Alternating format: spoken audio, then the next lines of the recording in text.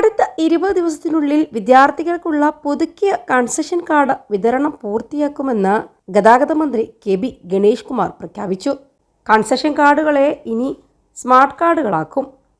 1-ാം class മുതൽ 12-ാം class വരെയുള്ള കുട്ടികൾക്കാണ് ഇത്തരത്തിൽ സ്മാർട്ടായിട്ടുള്ള കൺസെഷൻ കാർഡുകൾ പ്രൊവൈഡ് ചെയ്യുക. പഴയ പേപ്പർ കാർഡുകൾക്ക് പകരം ഇനി ഇതായിരിക്കും പുതിയ മോഡൽ. കാർഡ് ഒന്നിന് 109 രൂപ വാർഷിക ചിലവ് വരും. മാസം 25 ദിവസം അവർക്ക് നിശ്ചയിക്കപ്പെട്ട റൂട്ടുകളിൽ യാത്രയും ചെയ്യാം.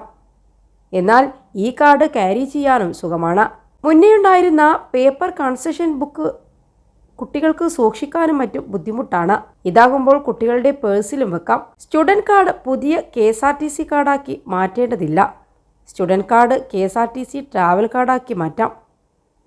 റീചാർജ് ചെയ്താൽ മതിയാകും. കൂടാതെ മാധ്യമപ്രവർത്തകർക്ക്, അംഗപരിമിതർക്ക് എല്ലാവർക്കും പ്രത്യേക സ്മാർട്ട് കാർഡ് വരും. ഇതിൽ 1 ലക്ഷം ട്രാവൽ കാർഡ് അടിച്ചതിൽ 82,000 വിറ്റുപോയിട്ടുണ്ട്. ഇനി 4 ലക്ഷം ട്രാവൽ കാർഡുകൾ കൂടി പുറത്തിറക്കുമെന്നും മന്ത്രി പറഞ്ഞു.